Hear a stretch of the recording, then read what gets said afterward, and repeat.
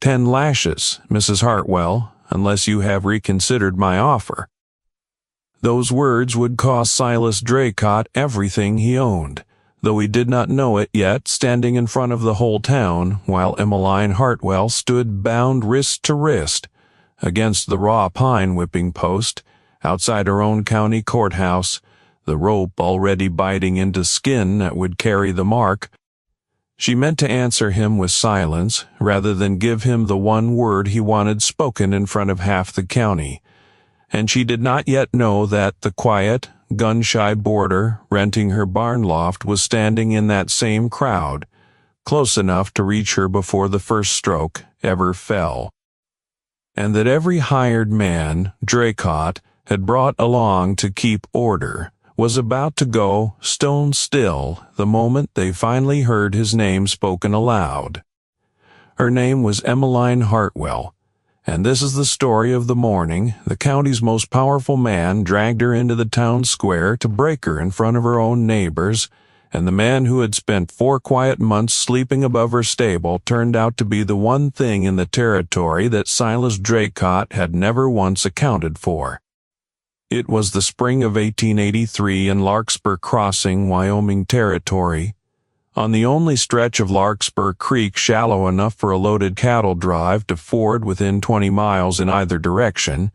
ground that had belonged to Emmeline's late husband and now belonged to her. He was going to own. If you're settling in tonight with something warm in your hand, welcome back to the fire. Tell me in the comments where you're listening from, because I like knowing how far a story like this one travels. And stay with me clear through, because what happened in that square before noon that day is not the story anybody in Larkspur Crossing expected to be telling for the next 30 years.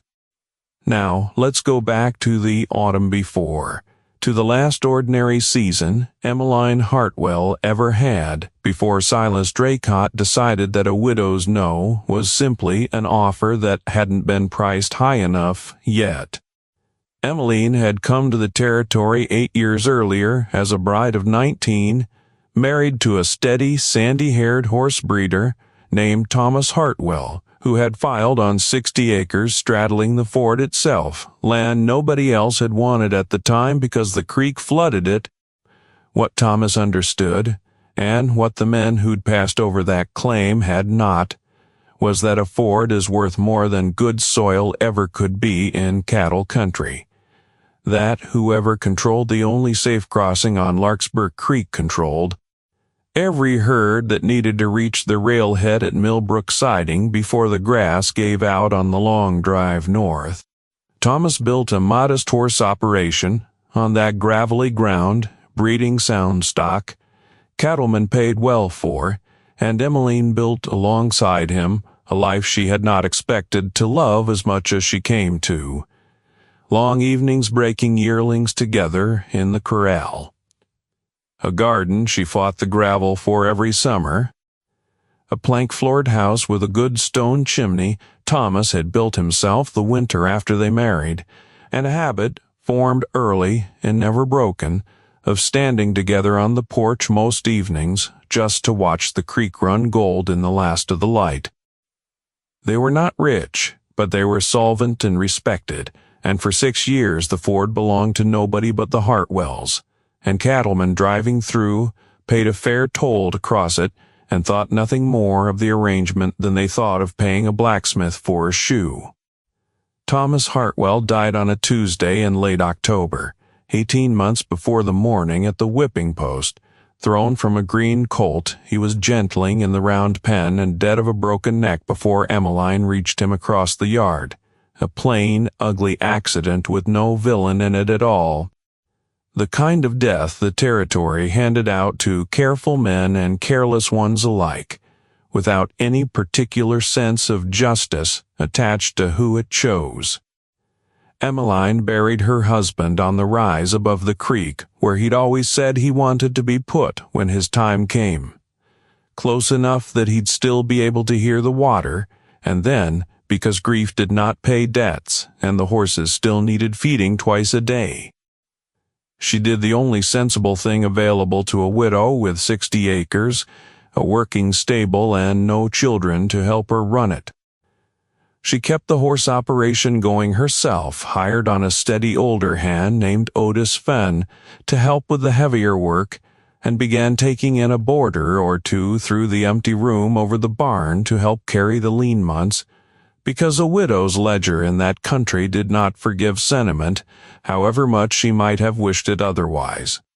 It was Silas Draycott who came calling within a month of Thomas being in the ground, dressed in a black coat too fine for a condolence visit, and carrying an offer for the Hartwell place, folded neatly in his breast pocket before he'd so much as expressed his sorrow for her loss. Draycott owned the Rafter D, the largest cattle operation in 3 counties, along with the bank that held half the county's mortgages and the mercantile that sold on credit to men who could not afford to say no to him twice, and he had wanted the Ford since long before Thomas Hartwell died. Each one refused politely by a husband who understood exactly what that water crossing was worth and would not be moved off it by money alone. Draycott's visit that autumn was not strictly about the Ford at first. He sat in Emmeline's parlor with his hat in his lap and told her, in the smooth, unhurried voice of a man accustomed to being agreed with, that a woman alone on a property like this one was a vulnerability the territory would find and exploit. A confession delivered with the particular tone-deaf confidence of a man who did not understand how it landed on a widow 4 weeks into her grief,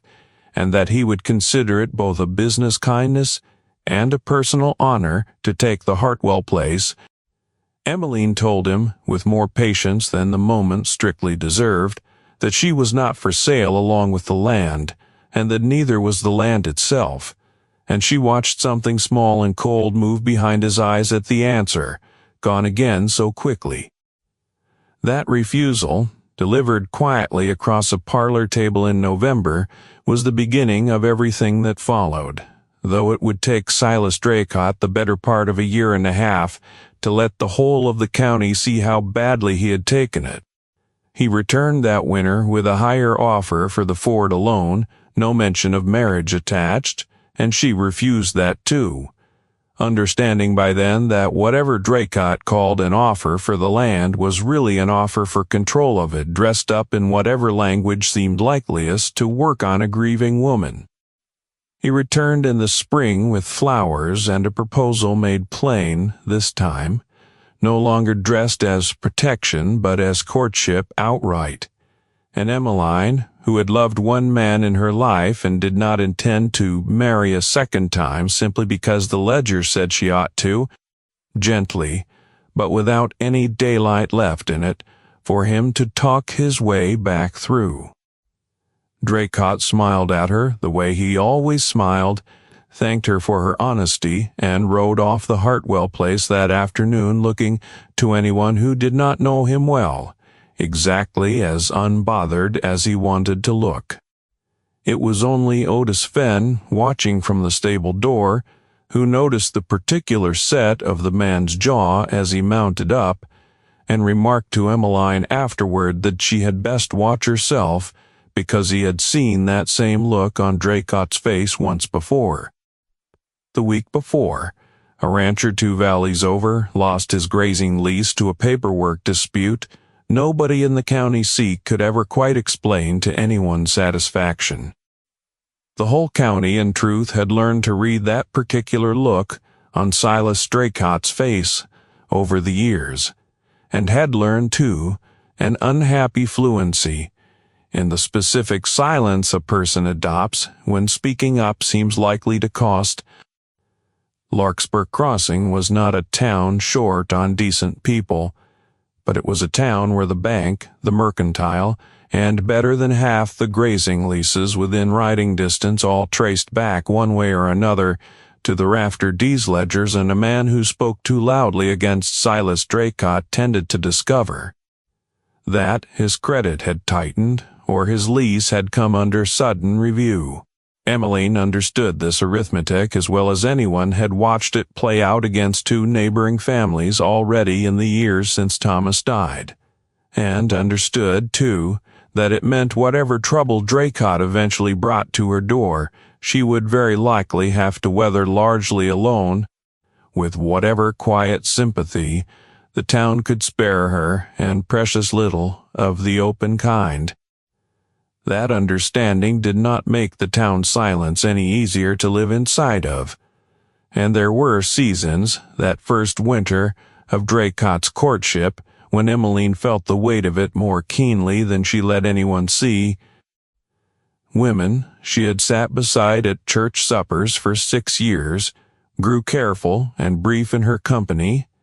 Once word of Draycott's interest got around, not out of unkindness, but out of a plain practical fear of being seen,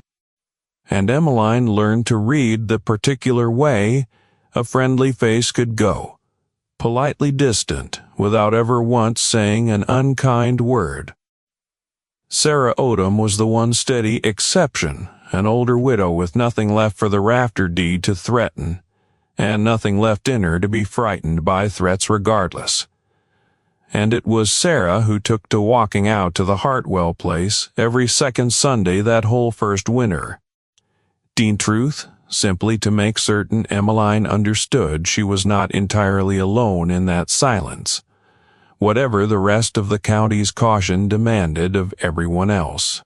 Cormac had come to Larkspur Crossing that same spring, a quiet, broad-shouldered stranger somewhere past 30 who answered Emmeline's advertisement for the room above the barn, with nothing more than a nod, a month's rent paid in advance without haggling. He gave his name and little else, no history offered, none asked for, the ordinary courtesy of a frontier boarding house where a man's past was generally understood to be his own business as long as his present behavior gave nobody cause for complaint.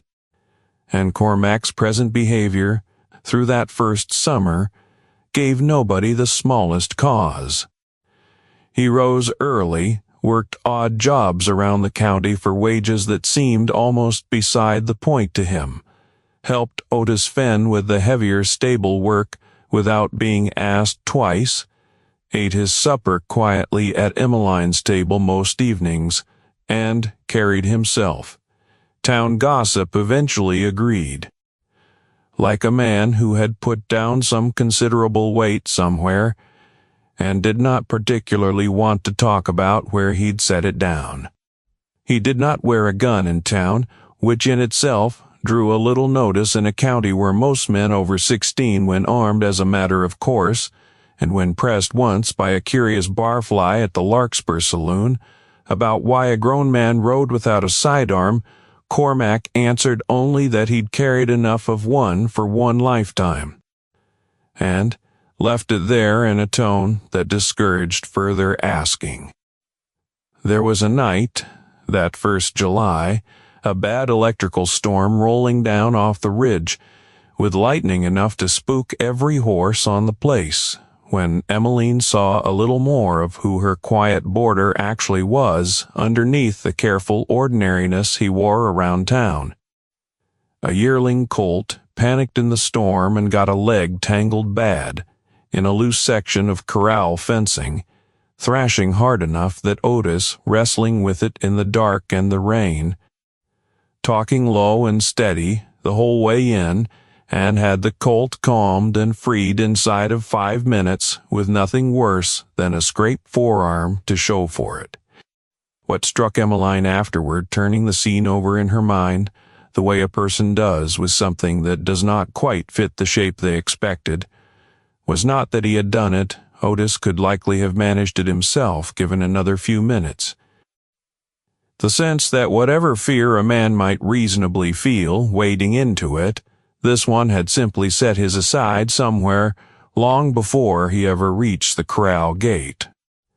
Larkspur Crossing had not always understood what Silas Draycott was capable of, because the man who arrived in the territory a decade earlier had by every account started out as something closer to ordinary, a hard-working cattleman with a small starter herd. the kind of man neighbors lent tools to and trusted at their table. What changed him, the older families in the county agreed when they spoke of it at all, was not any single event so much as a slow accumulation of small victories that taught him, year after year, that money applied patiently enough could buy almost anything a man wanted, including the silence of people who ought to have known better than to sell it. He had bought out the Whitfield spread 6 years before, under circumstances the county still spoke of carefully, a family with 3 young children who had refused 2 offers before mysterious grass fire took half their winter feed and a banknote came due sooner than anyone had promised, and who had left for California within the season with considerably less than the land was worth and considerably more relief at simply being gone than anyone in their position ought to have felt. Emmeline had heard the Whitfield story secondhand from Sarah Odom not long after Draycott's first visit to her parlor, delivered as a quiet warning rather than idle gossip, and had understood even then, in the earliest days of his interest, that whatever pleasant face Silas Draycott wore into her house, what grew between Emmeline and Cormac over that first summer was not romance, not yet. Grief still sat too close under her ribs for that, and Cormac himself seemed a man in no particular hurry toward anything, built slowly out of shared suppers and shared silences, and the particular ease 2 careful people find with each other when neither is asking the other to be anything they are not. He taught her, without her quite noticing she was being taught, a few things about reading a man's intentions from the set of his shoulders before he ever opened his mouth, a habit she would come to be grateful for sooner than either of them expected.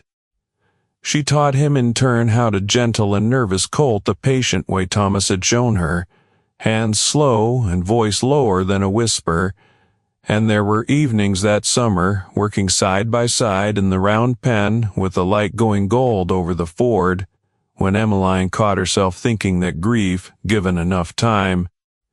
might eventually leave room in a person's chest for something else to grow there, too. Silas Draycott did not take her third refusal as final because men like Draycott rarely mistook a woman's no for the end of a negotiation rather than merely its opening position, and through that autumn and winter his pursuit hardened from courtship into something with considerably more teeth in it. He began by quietly buying up the smaller cattlemen's toll agreements at the ford, offering Emmeline's neighbors better terms to route their drives around her land through a longer, harder crossing 8 miles downstream, a maneuver that cost her nearly a third, as a message rather than ordinary business sense. When that pressure failed to move her, he leaned on the bank that held the county's mortgages, not her own note, since the Hartwell place had been paid clear years before, but Otis Fenn's small holding 2 miles east, calling it due in full with 30 days' notice until Emmeline, understanding exactly whose hand was behind the timing, quietly paid off her hired man's debt herself, rather than watch a loyal friend lose his home over her stubbornness. Draycott sent word, through channels careful enough that nothing traced directly back to him, that he regretted the misunderstanding and remained entirely at her disposal should she wish to reconsider. The same, as though every hardship visiting her that year were simply the natural weather of a decision not yet correctly made, rather than something a man had engineered by hand. Become a channel member, tap Join beside the channel name, and help this channel keep telling stories about women who refuse to bend. Now back to Larkspur Crossing, because the pressure Silas Draycott had applied through that autumn and winter was only the opening move, and what came in the spring was considerably worse than a lost toll agreement or a call-due mortgage.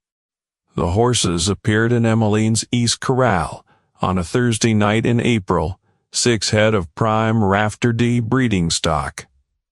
Nobody in her operation had ever laid eyes on before, discovered there at first light by Otis Fenn making his morning rounds and reported panicked and disbelieving. To Emmeline, before either of them had any notion what they were looking at, or how it had gotten there overnight without a single dog on the place raising an alarm. By the time Marshal Walt Pruitt arrived that same morning, summoned with unusual speed for a lawman, who ordinarily took his time about anything that might inconvenience the Rafter D, Silas Draycott himself was already riding up the lane behind him, grim-faced and righteous. To identify the horses as 6 animals reported stolen from his North Range 3 nights prior, animals whose brands, Draycott's foreman, solemnly pointed out to the marshal in front of a gathering handful of neighbors, had been crudely worked over with a running iron in a clumsy attempt to disguise the Rafter D mark beneath something that might, at a careless glance, pass for the Hartwell brand. Emmeline knew, with a certainty that had nothing to do with proof and everything to do with 8 years of running an honest operation, that she had never touched those horses, had never sent a hand for them, had no earthly reason to steal from a man she had spent 1.5 years trying only to be left alone by. But knowing herself innocent, and proving it to a county whose marshal answered, in practice to the man doing the accusing, were 2 very different problems, and it took less than a week for the second problem to swallow the first whole. A young Rafter D hand named Del Coiner, barely 20 and plainly terrified, gave a statement to Marshal Pruitt swearing he had seen a woman matching Emmeline's description near the North Range fence line on the night in question, a statement Del would later admit, in circumstances that mattered a great deal to what happened next, he had given only after Silas Draycott's foreman, Boone Ratliff, sat him down in the Rafter D bunkhouse and made plain what would happen to Del's widowed mother's grazing lease if the boy did not remember things the way Draycott needed him to remember them. Judge Ezra Colfax, who had presided over Larkspur County for 9 years on a salary the Rafter D quietly supplemented in ways that never quite showed up on any public ledger, set the trial for the following Monday with a speed that left Emmeline barely time to secure a defense at all,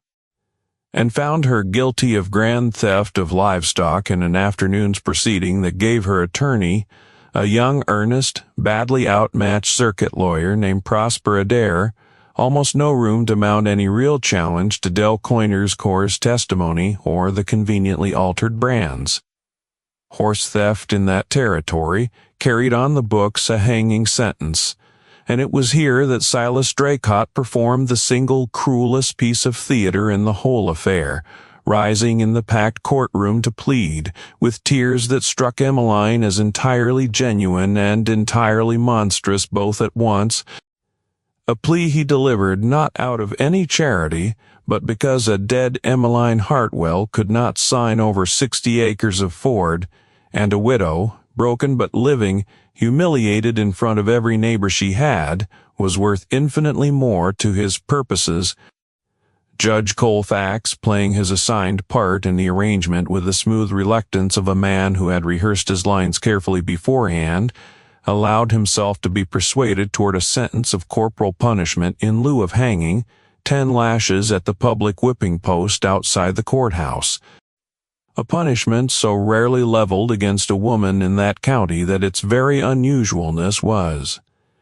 Emmeline understood, even through her shock, precisely the point of choosing it. Draycott wanted the whole county watching. He wanted her broken publicly, humiliated in front of neighbors who had known her 8 years,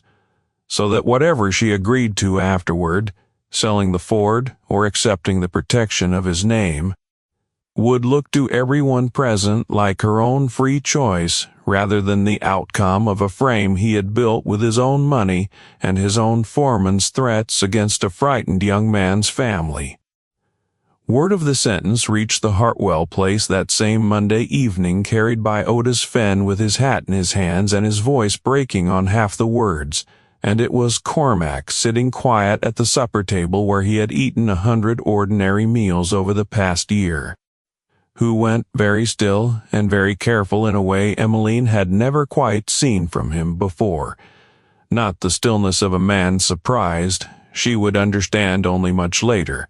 but the stillness of a man doing arithmetic he had hoped never to need again.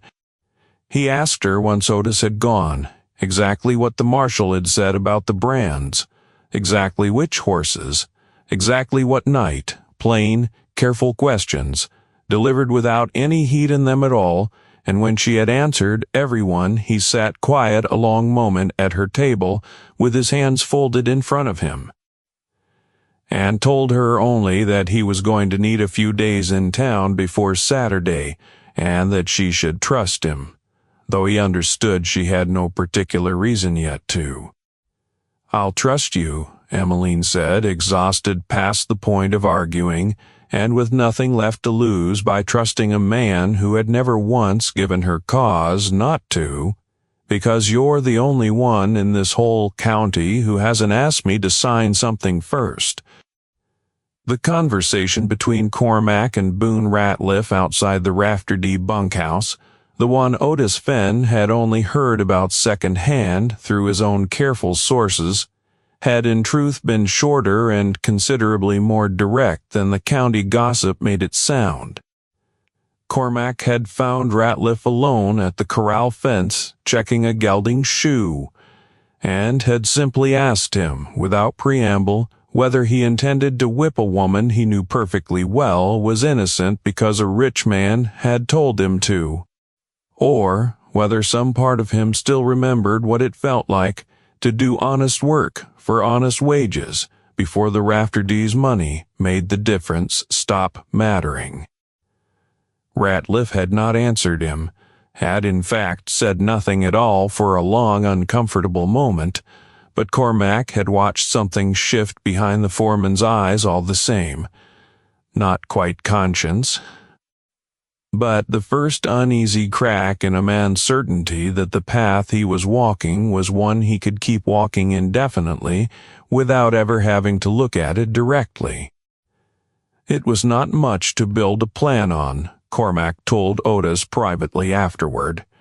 but a foreman who hesitated for even a second when the moment came was a foreman who might, in the right circumstance. Silas Draycott, for his part, spent that same week in a mood the Rafterty bunkhouse hands would later describe as the closest thing to satisfied any of them had ever seen in him, moving through his ranch and his bank and his mercantile with the loose, easy confidence of the man who believed the last remaining obstacle standing between himself and the Hartwell ford. He made a point that Thursday of stopping by the jail where Emmeline was being held to see her once more before the sentence was carried out, ostensibly to inquire after her comfort, and stood outside her cell for the better part of 10 minutes turning his hat in his hands, in the same smooth, unhurried voice he'd used in her parlor a year and a half before, that he took no pleasure in any of this, that he had only ever wanted what was best for a woman alone in hard country, and that the offer he'd made her on her own porch still stood right up until the moment the first stroke fell. Emmeline told him through the bars that she had rather carry every mark of that whip for the rest of her life than spend one single evening as his wife, and Draycott's smooth expression slipped, just for a second, into something considerably uglier before he caught it, and smoothed it back into place, and told her almost gently that pride tended to look different by Saturday afternoon than it did on a Thursday. What Cormac did over the 4 days between the sentencing and the Saturday set for it, he did quietly enough that even Emmeline, watching him from close range through the jail's small window on his one permitted visit, he rode into town each morning and returned each evening saying little, and it was only from Otis Fenn, who had his own quiet network of old friends among the county's smaller ranchers, that Emmeline learned Cormac had been seen talking at length with Del Coyner's widowed mother, and separately with a Millbrook siding stock inspector who kept careful federal records of brand registrations for the whole rail district, and once, briefly, and with considerable tension on both sides, with Boone Ratliff himself outside the Rafter D bunkhouse, a conversation,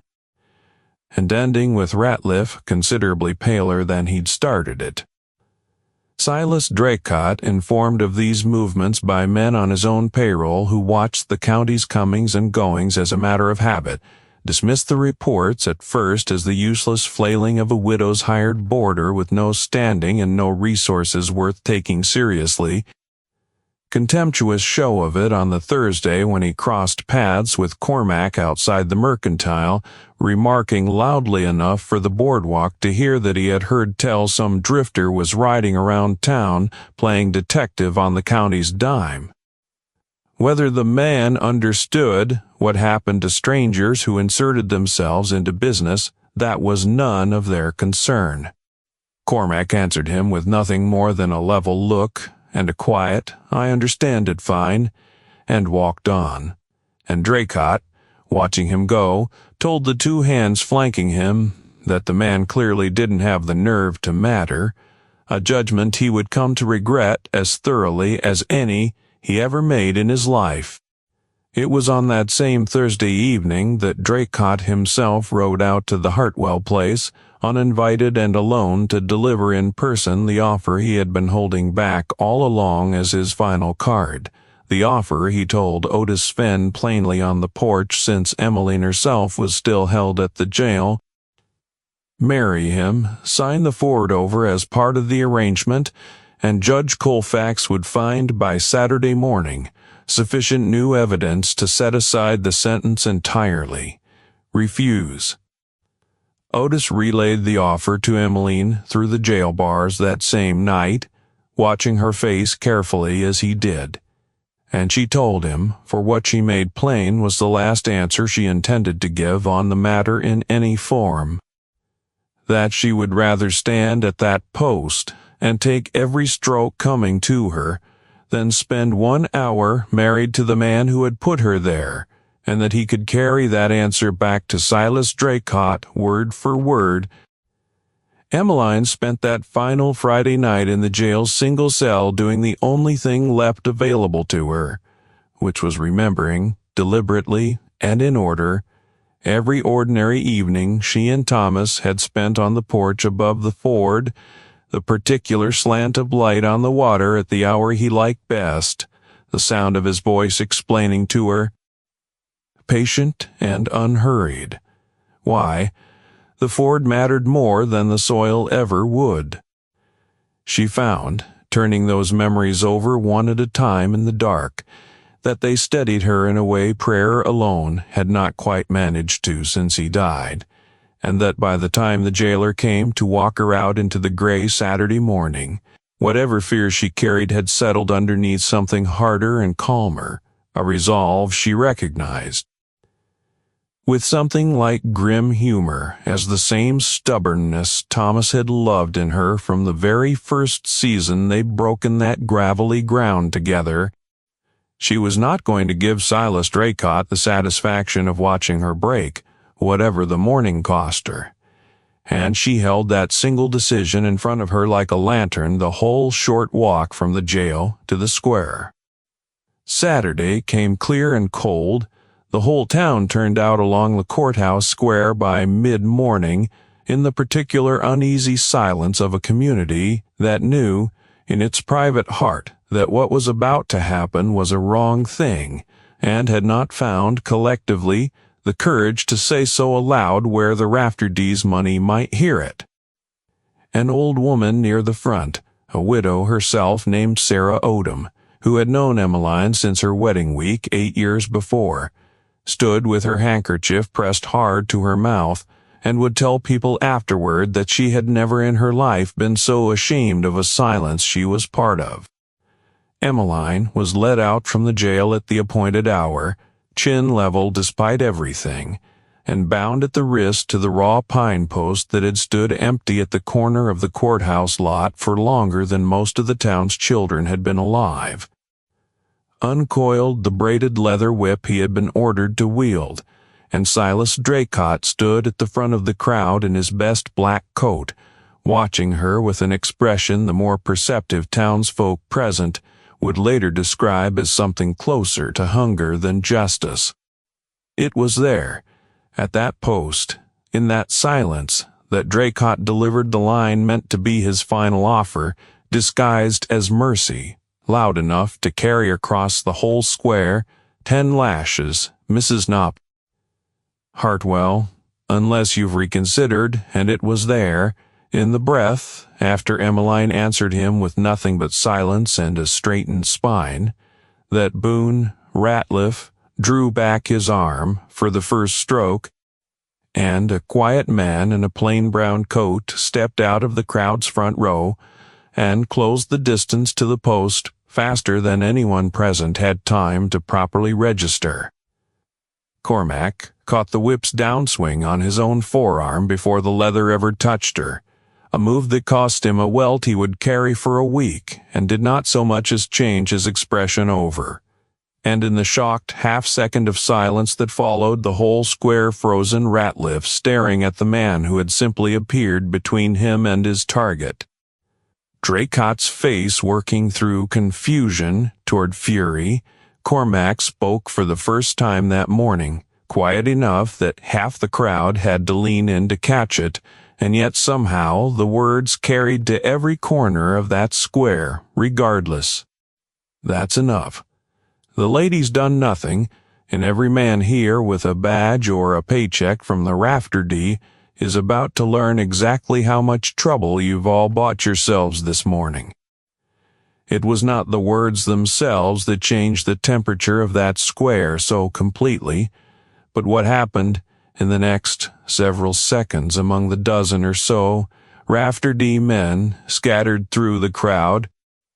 starting with an older hand near the courthouse steps, who went pale and took an involuntary step backward. They began, quietly and without any order given, to recognize the name being murmured now up and down the square in tones of genuine disbelief. Cormac Blackwood. The name meant nothing to most of the town of Larkspur Crossing, but it meant a great deal to the handful of older hired guns Draycott had brought north with the Rafter outfit 2 years earlier from cattle country further south, with the particular clarity men reserve for things that frightened them badly enough.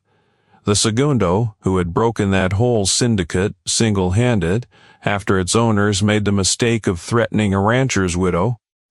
A man who had walked into a fortified line camp with 11 armed men in it and walked back out having ended the war inside of an hour, and who had then simply vanished from that country afterward the way dangerous men sometimes do. Nobody in that country had known where Cormac Blackwood had gotten to in the 2 years since. Nobody standing in the Larkspur Crossing courthouse square that morning, watching him with his forearm bleeding through his shirt sleeve and his eyes fixed steady on Boone Ratliff, had any particular doubt anymore that they had finally found him. Become a channel member, tap Join beside the channel name, and stand with this channel while it grows. Now back to that square, because Silas Draycott had just watched every man he was counting on to hold that crowd start quietly backing away from him, and he had not yet begun to understand how much worse his morning was.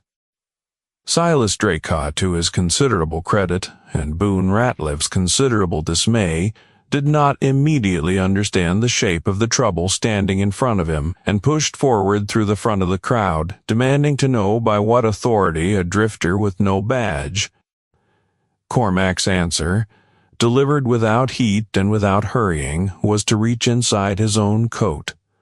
Slow enough that no one present mistook the movement for a threat, and produce a folded sheaf of papers he had been carrying, he told the square plainly. for 3 days now, waiting on exactly this moment to use them.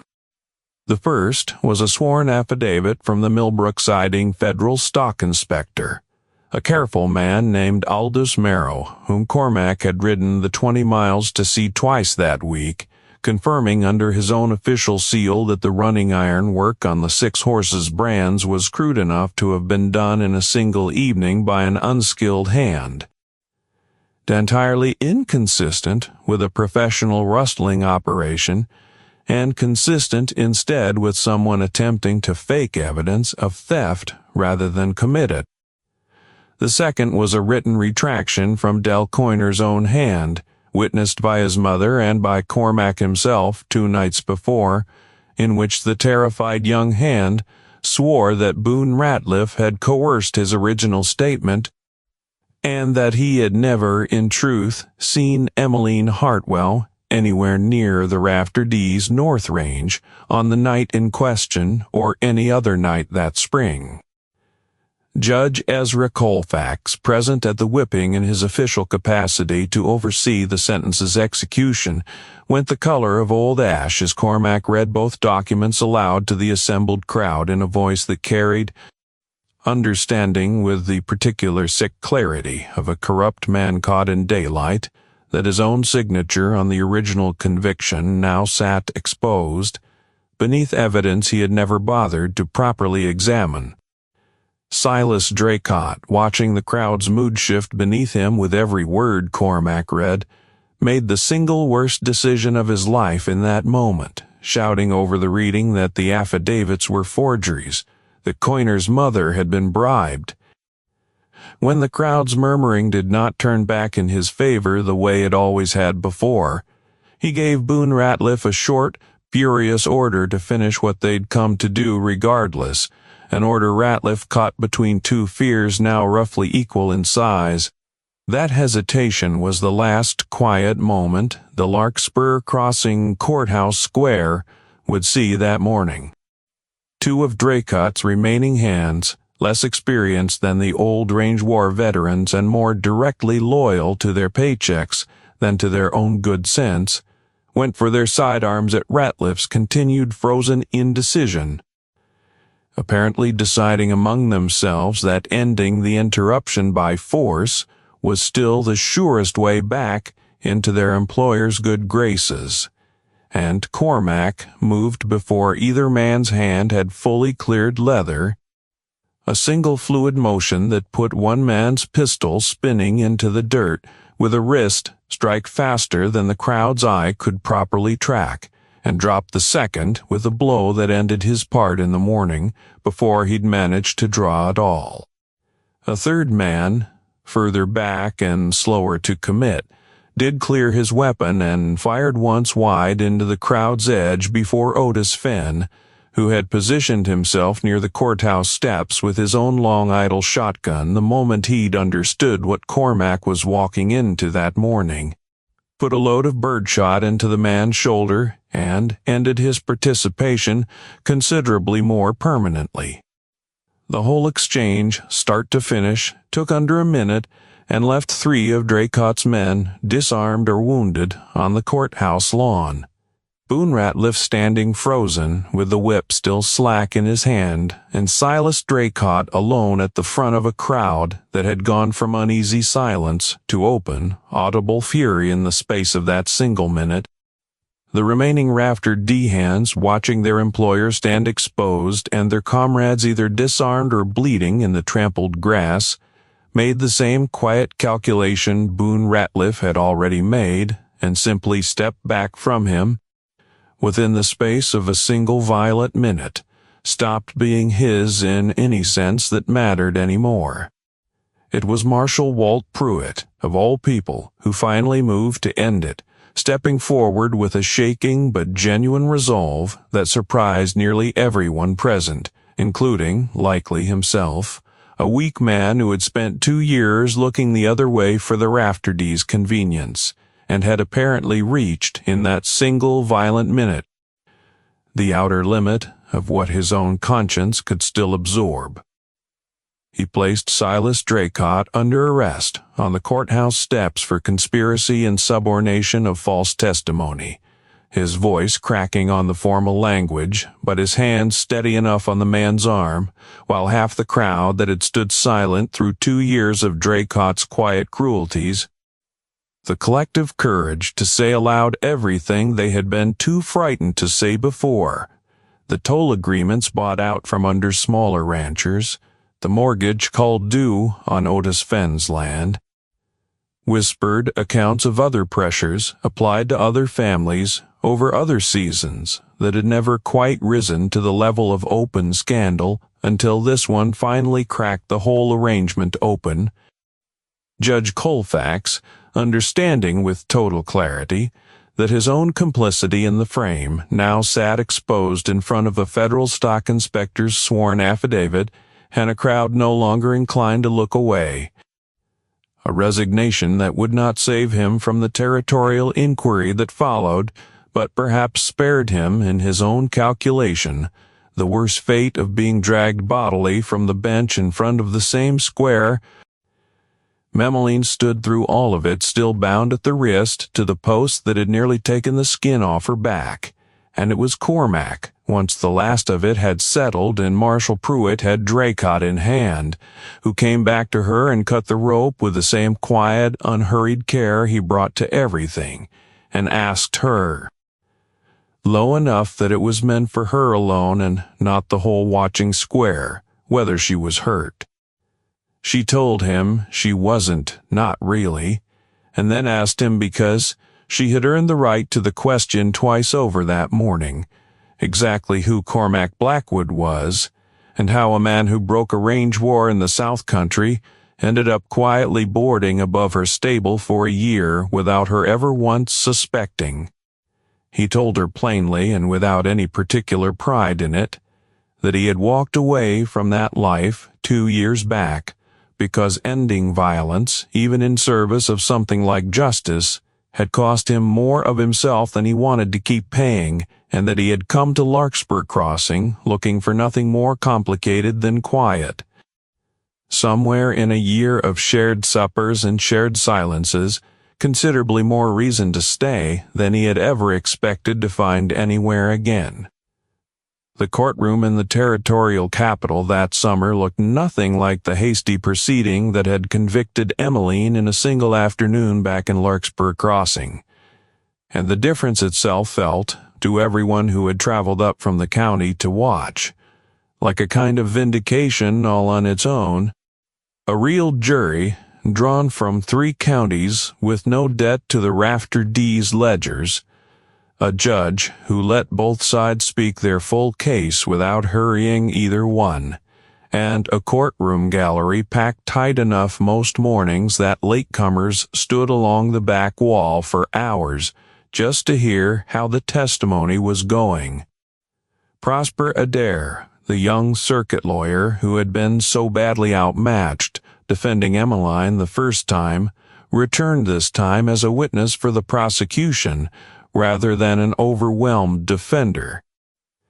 and gave testimony about the speed and irregularity of the original trial that visibly unsettled several jurors long before Del Coiner or the federal inspector ever took the stand. Silas Draycott's own attorneys, 3 of them expensive and well-dressed and entirely unaccustomed to losing, tried every angle available to men with genuine skill and no genuine defense to work with, but found as the days wore on that neither Aldous Merrow's brand evidence nor Del Coiner's shaking, unwavering account left them much daylight to argue in. Silas Draycott's trial that summer moved to the territorial capital once it became clear no Larkspur County jury could be assembled without some connection to the Rafter D's money, laid out in careful and damning detail. A called due mortgage time to punish a widow's stubbornness, a grazing lease dangled over a frightened young hand's head to buy false testimony, and, threaded through the federal inspector's continued digging into Rafter D brand records, evidence of at least 3 earlier instances where smaller ranchers had lost land to disputes eerily similar in shape to the one built against Emmeline Hartwell. Del Kiner, granted immunity in exchange for his testimony, spoke for the better part of an hour about the night Boone Ratliff had sat him down in the bunkhouse, his voice shaking through most of it but never once wavering on the facts. And it was his testimony, more than any document Cormac had gathered, that finally moved the jury's faces from careful neutrality into open disgust. Draycott was convicted that September on charges of conspiracy, fraud, and subornation of perjury, and sentenced to 11 years in the territorial prison at Laramie, a sentence the presiding judge, a stern, incorruptible circuit jurist, brought in. Noted from the bench was considerably lighter than the man deserved, tempered only by the fact that no one had actually died in the course of his scheme, a mercy Draycott had been entirely unwilling to extend to Emmeline Hartwell in return. Boone Ratliff, whose testimony against his former employer proved nearly as useful to the prosecution as Del Kiner's had been, served a shorter sentence for his own considerable part in it, though shorter, in that decade and that territory, still meant years enough to think hard about the difference between doing a job and doing a wrong. The county's reckoning with its own long silence took longer than the courtrooms, and Emmeline found in the weeks after the trial that she carried a complicated feeling toward neighbors who showed up now with lumber and labor and apologies they had not found the courage to offer. That most people find their courage only once it has stopped costing them anything, and that this too was simply the shape of the country she had chosen to keep living in, rather than a reason to leave it behind. Sarah Odom was among the first to come, bringing preserves and an apology she did not need to give twice, and stayed on through that whole first week, helping Emmeline put her house back in order the way only another widow fully understood how to do. The toll agreements Draycott had bought out from under her returned, one by one, to the Hartwell Ford over that autumn. Smaller ranchers, grateful to route their drives back through the safer crossing now that the threat hanging over it had finally lifted, and by the time the first snow came that winter, Emmeline's operation stood more solvent than it had been in the 2 years since Thomas died, built back not through anyone's charity but through her own stubborn refusal, in the end, to let Silas Draycott's version of the story become the one the county remembered about her. What grew between Emmeline and Cormac over that following year was not rushed, because neither of them was built for rushing anything that mattered. But it was steady, and it was real. Cormac stayed on past that first Saturday, past the trial, past the whole long unwinding of Silas Draycott's schemes, telling himself at first that it was only decent to see the Hartwell operation stabilized before he moved on to whatever quiet he'd originally come looking for, and admitting to himself eventually, with the same plain honesty he'd always demanded of others, that the quiet he had been looking for was standing right in front of him the whole time, in a round pen at Golden Evening with a nervous colt between them, and nowhere particular either of them needed to be. He never did put a gun back on in town, not even after the county understood exactly what he'd once been, and would have thought nothing of it if he had. He found in the end that he did not need one, not in Larkspur Crossing, not with Emmeline Hartwell's Ford finally, permanently her own, and not with a whole county now watching a good deal more closely than it once had for the next man who mistook a widow's no. By the following spring, there was a second name painted quietly beside Emmeline's on the mailbox at the end of the lane, and nobody in Larkspur Crossing was the least bit surprised by it, and the Ford ran clear and cold under the same 60 acres it always had, belonging at last and for good to no one who had ever tried to take it by force. A full year after the morning at the whipping post, on a warm evening with the creek running gold the way it always had at that hour, Otis Fenn found Emmeline and Cormac out at the round pen the way he usually did most evenings by then, working a new colt together in the last of the light with the same slow, patient hands Thomas had once taught Emmeline to use, and thought, not for the first time, that the Hartwell place had finally settled back into something like the life it was always meant to hold.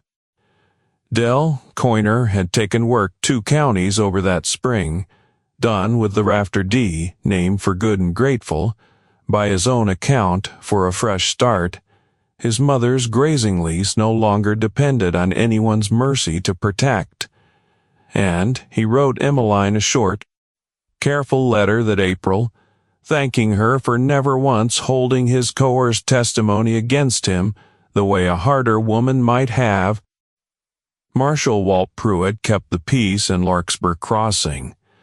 still more carefully now, having learned the hard way what his own silence had cost other people over the years he'd looked away. That the whole county owed its late-found courage to a quiet boarder who had never once raised his voice to earn it. The whipping post itself came down that same spring, dismantled quietly by a work crew Emmeline paid for, out of her own pocket, and never replaced, because, whatever the county's laws still allowed on paper, nobody in Larkspur Crossing much wanted a reminder standing in the square anymore. Cormac never did explain in so many words exactly what he had carried with him into that territory the year he answered Emmeline's advertisement for the room above the barn, and she never pushed him past what he offered freely, understanding by then that some men's quiet is not a door meant to be forced open. The way she'd once tended gravelly ground, nobody else believed could grow anything worth keeping. What she did know, standing beside him most evenings at that round pen with the creek running gold below them, was enough. That he had come to her table a stranger with a lighter saddlebag than a drifter's ought to carry, and stayed to become the one name in Larkspur County that Silas Draycott had never thought to account for,